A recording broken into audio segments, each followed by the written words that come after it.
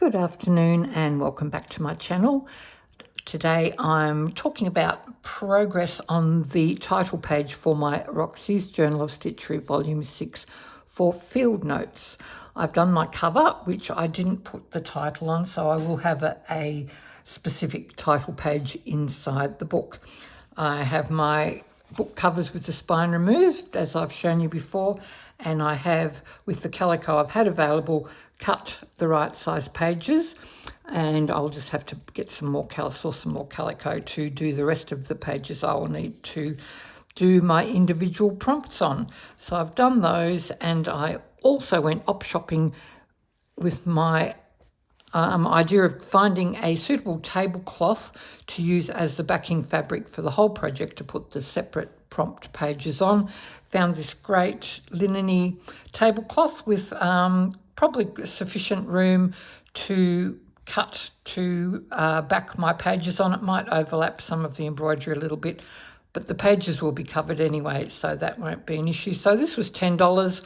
I'll get more than enough for this project out of it, so I was excited to find that. That will be a good investment, and I'll be able to use that in the future. Now, for my title page, I tend to get a vision of what I want and then somehow try and work towards creating that. Doesn't always work out that way, but this time it did, and I knew I probably wanted a look of watercolour. I love watercolour paintings, can't paint to save my life, love looking at watercolour paintings.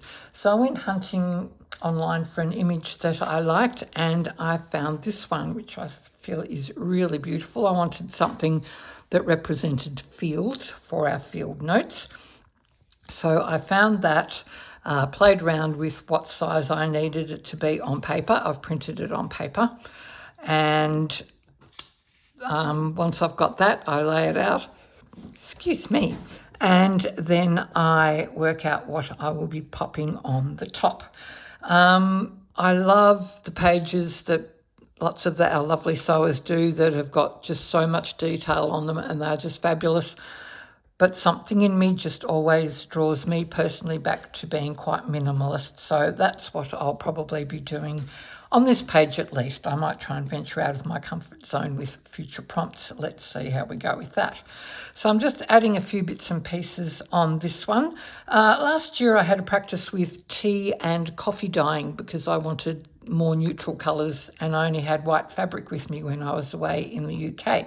This was a scrap that I practiced on, and the colours are going to work really well with this, so I thought I'll pop that there and leave the little dangly bits hanging over the edge of the page, so that will probably go there, and those colours blend in well with the peaches and apricots.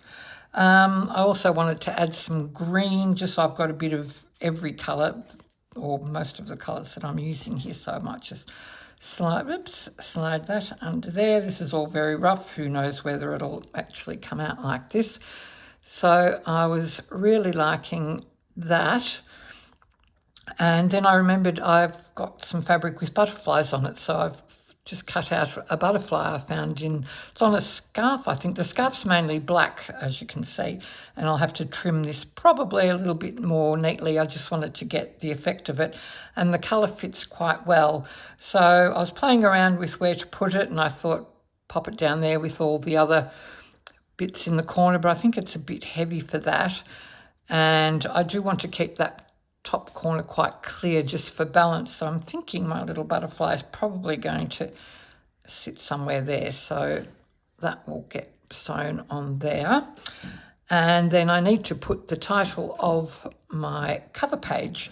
So I have ordered alphabet stamps because I can't write. My handwriting is appalling, and I love the idea of having stamps and stamping fabric, so I've ordered those. I haven't got them yet.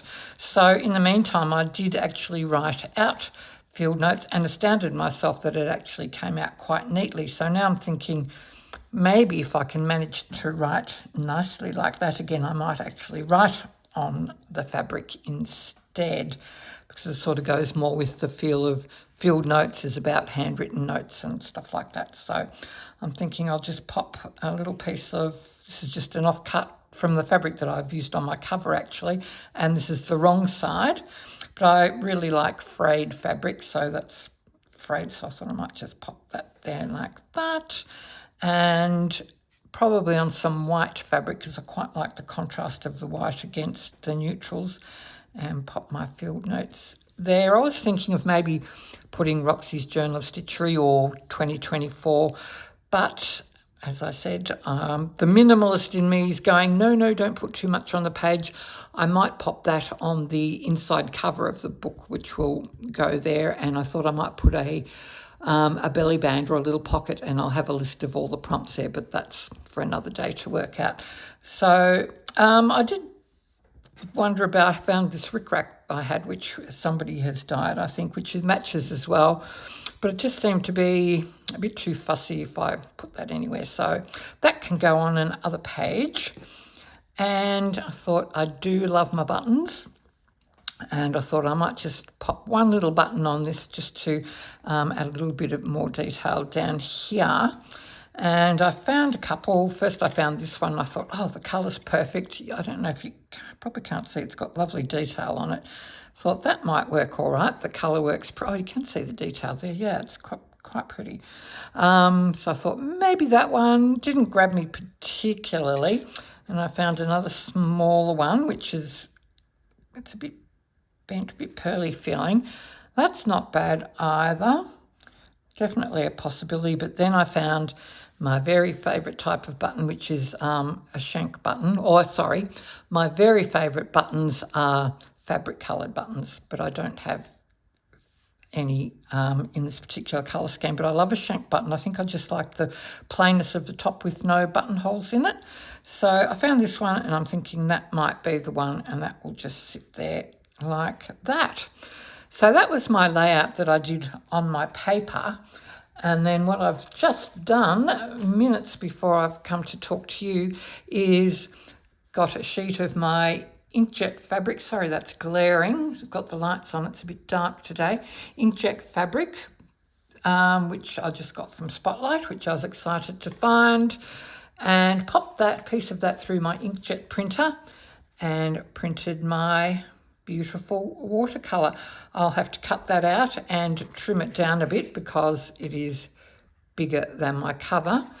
But once I've cut that out, I'm thinking I'll sew my bits on while the backing fabric is still on there, because it'll just give me a bit more body to work with while I'm actually stitching, and then I should be able to just peel the paper off behind it when I'm done. So that's where I'm up to. I'll be cutting out this and starting to attach my bits and pieces. So next time I see you, hopefully my cover will be finished. So thank you for sharing that quick little journey with me. Once I get a proper setup with being able to do hands-free videoing, I will actually sit down and do some sewing with you, which I would really love. So I will see you soon. Bye.